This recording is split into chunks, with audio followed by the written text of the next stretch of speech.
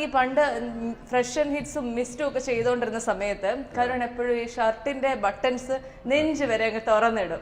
അത് ഞങ്ങൾ എല്ലാവരും സ്കൂളിലൊക്കെ ചെന്നിരുന്നത് പറയായിരുന്നു, ആ ചേട്ടൻ കണ്ടോ അങ്ങനെ ഇരിക്കുള്ളൂ എന്ന്. നിങ്ങൾ മനഃപൂർവ്വം ഇത് കണ്ടു എനിക്ക് പണി തരുമല്ലേ? ഇതിന്റെ പുറകിൽ എന്തെങ്കിലും ഗുട്ടൻസ് ഉണ്ടോ എന്നാണ് ആ ആരാധികയ്ക്ക് അറിയേണ്ടത്. എന്തോന്നുണ്ട് ഈ പറയുന്നത്? സത്യമായിട്ടും അങ്ങനെയായിരുന്നു ഒരു dress not about the fashion statement. പക്ഷെ ആ സമയത്ത് ഈ എന്താ മറ്റേ കോട്ടിലെ സ്ലീപ്പിൽ വെക്കുമ്പോൾ അതിന്റെ ഒരു ബട്ടൺ സൂര്യ ഇടണം എന്ന് പറഞ്ഞു. ബിക്കോസ് അങ്ങനെയാണ് ലീപ്പിൽ വെക്കാൻ പറ്റുമായിരുന്നത്. കറക്റ്റ് ക്യാപ്ചർ ചെയ്യണമെന്നുണ്ടെങ്കിൽ, അല്ലെങ്കിൽ എനിക്കൊന്ന് ഇത് മഫ്ൽ ചെയ്യോ ക്രാക്ക് ചെയ്യോ ഒന്ന് ചെയ്യും. അപ്പൊ 1-2 പ്രാവശ്യം അങ്ങനെ പറഞ്ഞു. പിന്നെ ഞാൻ വിചാരിച്ചാ അത്രക്കായോ, എന്നാ പിന്നെ ഇനി ഞാൻ തുറന്നിട്ടിട്ടുള്ള കാര്യം. പിന്നെ അത് ഡെയർ ചെയ്തു.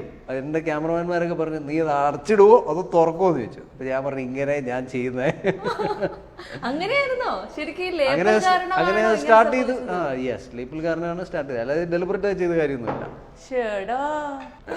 അതല്ലേ ഞാൻ പിന്നീട് അറിഞ്ഞു ആങ്കറിൽ നിന്ന് പിന്നെ ഒരു ബിസിനസ് മാനിലേക്കാണ് കരുൺ വളർന്നു വന്നു. അങ്ങനെ വലിയ ബിസിനസ് മാൻ ഒന്നുമില്ല, അവിടെ പിന്നെ മുടിപ്പിക്കൽ തന്നെയായിരുന്നു കാര്യം. അല്ല ബേസിക്കലി എന്റെ അപ്പനൊരു ക്രോണിക് ഹാർട്ട് പേഷ്യന്റ് ആയി പെട്ടെന്ന്.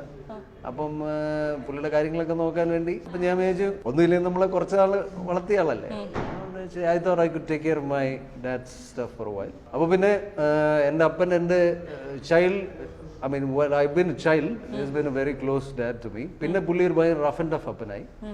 പിന്നെ ഈ എന്താ ഹാർട്ട് പ്രശ്നങ്ങളൊക്കെ ഡയഗ്നോസ് ചെയ്തതിന് ശേഷം പുള്ളി വീണ്ടും ഭയങ്കര സോഫൻ ചെയ്തു. അപ്പോൾ എൻ്റെ ഡോക്ടർ പറഞ്ഞു, പുള്ളിയുടെ എഞ്ചിനീയറിംഗ് കോളേജ് ഡേയ്സിലേക്ക് തിരിച്ചു കൊണ്ടുപോയാൽ പുള്ളി ചിലപ്പം എന്താ പുള്ളിയുടെ പഴയ ഫ്രണ്ട്സിനെ കാണിച്ചാൽ പുള്ളിക്ക് കുറച്ചുകൂടെ ഫ്രീഡം കൊടുത്താൽ. സാറിന് ഈ ഹാർട്ട് പ്രശ്നങ്ങൾ എന്നൊക്കെ പറഞ്ഞ ആളുകൾ പ്രായമുള്ള ആളുകളെ ഒരു കൺഫൈൻഡ് സ്പേസിൽ വെക്കും. എന്നിട്ട് അവരുടെ അടുത്ത് പറയും, നിങ്ങൾ ഇറച്ചി മുട്ടാൻ കഴിക്കരുത്, അല്ലെങ്കിൽ ഇന്ന സാധനം മാത്രമേ കഴിക്കാവുള്ളൂ, മദ്യപിക്കുന്ന ആളുകളാണെങ്കിൽ മദ്യപിക്കാൻ പാടില്ല. അതൊക്കെ നല്ല കാര്യം തന്നെ. പക്ഷേ ഇവരുടെയൊക്കെ ഡെയിലി റുട്ടീൻ നമ്മൾ ചലഞ്ച് ചെയ്യുമ്പോൾ അവർ ബേസിക്കലി അവർക്കും ജീവിക്കാൻ ആഗ്രഹം വേണ്ടേ. അപ്പോൾ അതുകൊണ്ട് ഞാൻ വിചാരിച്ചു, I'll have to stick on with my dad for a while. പ്രായമുള്ള ആളല്ലേ. അപ്പോൾ ഞങ്ങൾ ഭയങ്കര ഫ്രണ്ട്സായി. പിന്നെ ഏഷ്യനിൽ ബിഗ് ബോസ് വന്ന സമയത്ത് എൻ്റെ അപ്പൻ എൻ്റെ അടുത്ത് ആകെ ആവശ്യപ്പെട്ട ഒരു കാര്യം, ഇപ്രാവശ്യത്തെ ബിഗ് ബോസ് സ്കിപ്പ് ചെയ്യാൻ പറഞ്ഞു. അപ്പൊ ഞാൻ ചോദിച്ചു, അപ്പൊ എന്റെ ഇന്റർവ്യൂ എല്ലാം കഴിഞ്ഞപ്പോഴാണ് അപ്പൻ ഇത് പറഞ്ഞത്. ബിഗ് ബോസിലേക്ക് പോകാനിരുന്നതാണ്. അല്ല, എനിക്ക് ആദ്യം ബിഗ് ബോസ് എന്ന് പറഞ്ഞപ്പോൾ എനിക്കും ആഗ്രഹക്കുറവൊന്നുമില്ലായിരുന്നു. അതായത് Bigg Boss season 3? No, season 1. Okay, the very first Big Boss. Yes. Okay. അപ്പം this was my dad's choice. Okay. He's never interfered in anything about me. പക്ഷേ that was the first time he's ever interfered. അപ്പോൾ പുള്ളി പറഞ്ഞു, ഇങ്ങനെ ഒരു കാര്യം പറഞ്ഞു. അപ്പോൾ ഞാൻ ഇത് തന്നെ ഏഷ്യനെറ്റിൽ എല്ലായിടത്തും ഞാൻ പറഞ്ഞു ഇങ്ങനെയാണ്.